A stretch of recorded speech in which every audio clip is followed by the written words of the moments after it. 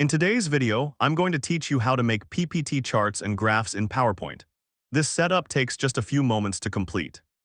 To start, you'll want to open your PowerPoint presentation. This is where you'll be adding your charts and graphs to visually enhance your data presentation. Once that's complete, navigate over to the Insert tab. Here, you'll find a variety of options to enhance your slides. Look for and select the Chart option. This is the tool that allows you to create a visual representation of your data. Next, you'll want to choose the chart type that best fits your data. PowerPoint offers a range of chart types such as bar charts, line graphs, and pie charts. Selecting the right one is crucial as it impacts how your audience will interpret the data. Once you've made your choice, insert it into the slide. With the chart now on your slide, you can review and customize it as needed. PowerPoint provides various customization options, allowing you to adjust colors, labels, and data points to better align with your presentation's theme and message.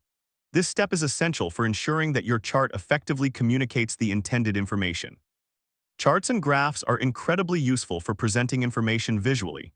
They make complex data easier to understand and can significantly enhance the clarity of your presentation.